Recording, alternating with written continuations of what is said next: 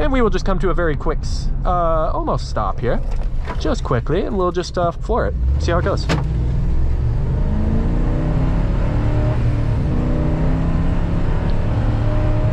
And that's 45 right there. It's Joshing. I'm spending this holiday locked-in. My body got rid of them toxins. Sports in the top 10. I can put the ball in the end zone. She wanna hear some Afro beats cause she just popped a Tesla. All that working, not that must think he a wrestler. But this ain't UFC, this chopper came with a compressor. This chopper. Before this video begins, make sure to subscribe and turn on notifications so you never miss an upload. Also, be sure to check out my affiliates down below so you can get discounts on different car mods and products. Alrighty, let's get into the drive.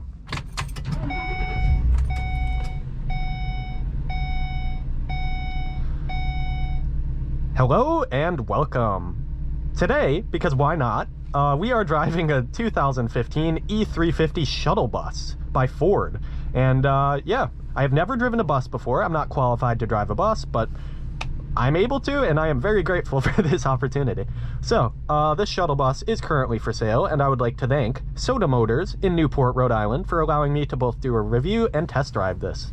Make sure to go check back on the channel. I did a more in-depth review of this bus, some of its details, and a walkthrough of the interior. So make sure to go check that out. But I'll give you a very quick run through right here, and then we'll get out on the road. So, this is powered by a 5.4 liter Triton V8. That is a flex fuel gasoline engine, and that makes about 255 horsepower. This is, of course, mated with an automatic transmission.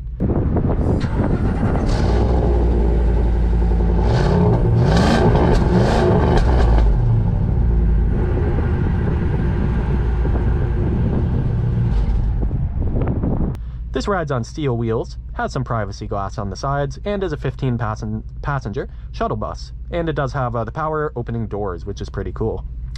And yeah, that's about all we really need to do. So, we will go for a drive. I've never driven a bus. I'm not really qualified to drive a bus, but I am legally allowed to drive a bus, so why not? So for this interior here, you actually get an aftermarket audio system. Sounds pretty good.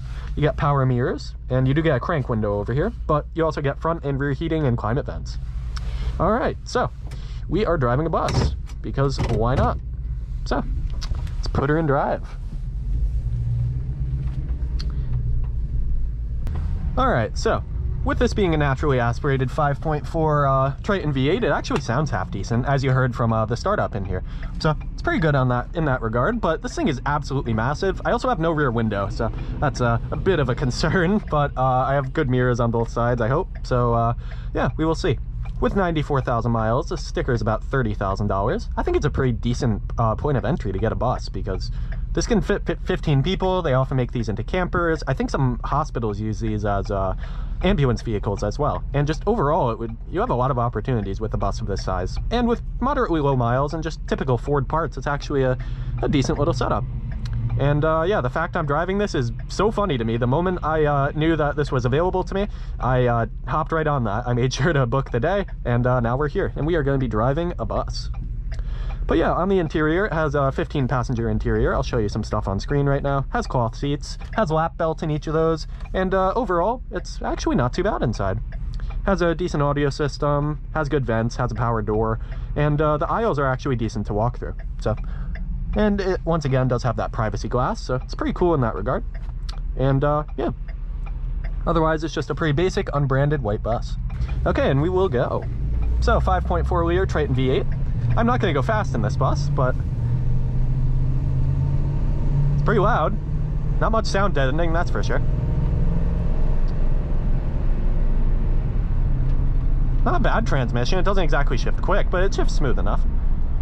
As for steering, has a huge dead space where it does nothing, but there is no direct input whatsoever. Look at this. I am just winding slowly along the road. There is no sense of jerkiness to the steering. I've never driven a vehicle anywhere close to this size, and it's actually pretty manageable at this point. The ride is not great. It's pretty bouncy. Obviously, they're not putting a high-quality suspension into this thing, but it feels safe enough. I'm going about 35. I'm not tipping in any way, and I'm not feeling like I'm going to tip in any way either, so it's okay in that regard.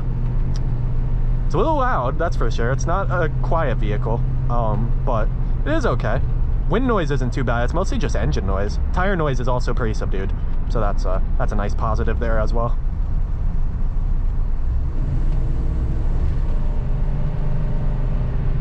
it likes to stay pretty low in the RPMs, but torque is, it's adequate. It's really not too bad, so that's good. And then braking feels actually pretty confidence-inspiring. I'm surprised. They're not racing brakes or anything, but they really do feel pretty stable for me, being a person who drives normal vehicles, not buses. It feels okay. Okay to drive. Yeah, it's actually pretty manageable. I don't have to take turns excessively wide in this thing, so that's always good. And then for visibility in here, it's actually pretty good because you have the doors as well as your typical, it's a really boxy design. So you have very tall windows, big open windshield, pretty thin A-pillar, which is nice. And then additionally, the open doors definitely help you see, because then you can see all the way to the ground, see where your curb is, see where any obstacles are, see how close you are to the sides. And yeah, it's okay right there.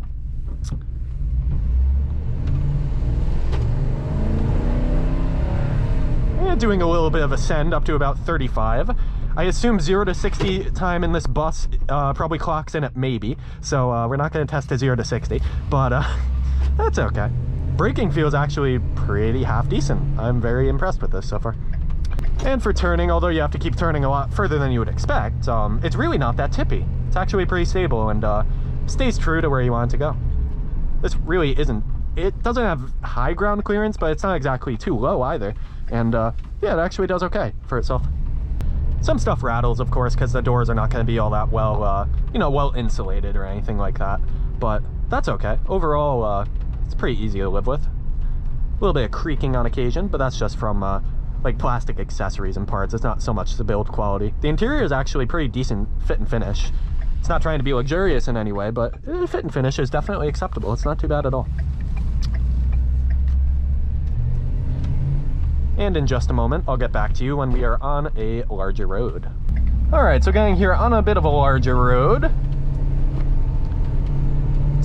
It's half decent. It's not quick. It's definitely not quick, but this is really not too bad to drive, which is really weird to say. I have my friend riding in back as a passenger right now, and he said overall it's okay. Yell up here. What are your comments? My comments? Yeah, yell. Make sure they can hear it. I think that the bus drives a lot better than I expected. I'm sitting on one of the wheels, so every time there's a bump, I can feel it and I bounce a little bit, but I enjoy it. It's actually kind of a fun feeling. And it handles a lot better than we can see, so Okay. it's a pretty good bus. Yeah, so what, if you could, hopefully you could hear all that, but just a quick recap. He said it's pretty fun riding back there. It's riding a bit better than expected, and overall the bumps are, you know, very bouncy, but they feel composed enough. It doesn't feel like he's gonna fall out of the seat or anything. Still feels stable enough, and it's much quieter back there than it is up here. Up here you can probably hear a lot of that engine noise, the Triton engine, but it's handling just fine. The transmission goes okay. It doesn't really like to go over 3,000 RPM, the engine, unless you're really flooring it. But this is also a bus. You're almost never needing to get anywhere too quickly, and that's okay. But yeah, this is oddly okay. It's not riding all that bad. Like, I thought this would be, like, dreadful to drive, but it's really okay. It takes bumps all right. It bounces through them a bit more because it's such a long vehicle, but... And then for the mirrors, you can actually see behind you, even though there is no back mirror. It's actually pretty okay, so that's always nice. And the brakes are oddly confidence-inspiring. They are really not too bad. But yeah, as you can see there, it kind of has like a delayed bouncing effect. Kind of slinks its way through the whole bus when you go through bumps, but it's nothing too bad if you get on it a little bit. We gained a grand total of about 9 miles per hour from about 40 to 49, but, you know, it's okay. It's totally adequate. Then again, 0 to 60 time in this is, again, as I said, probably measured as maybe. Who knows if it'll get there. I'm not going to take this up to 60. I'm going up about 48.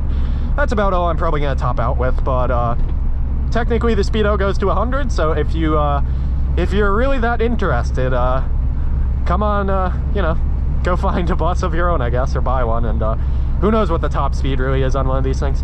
Alrighty, so as for my final thoughts on a 2015 Ford E-350 shuttle bus, this sticker's about 30 grand with 94,000 miles right now. I think it's a pretty interesting package. I've literally never driven a bus, but this is pretty user-friendly, pretty intuitive, and it is quite honestly decent.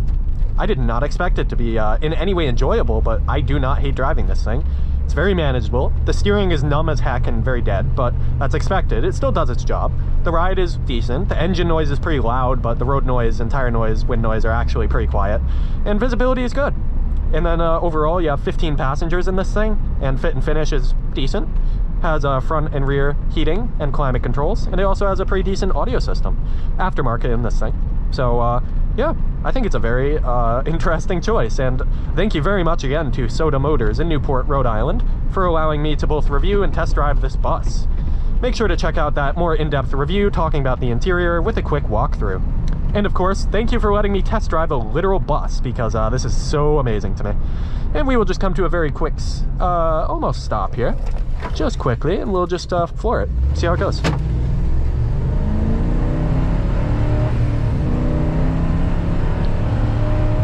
And that's 45 right there, from about 10, so it's nothing quick, but it's nothing too bad. And yeah. It is just so funny that I'm allowed to drive a bus, and I've actually enjoyed this experience. So, as always, drive with passion.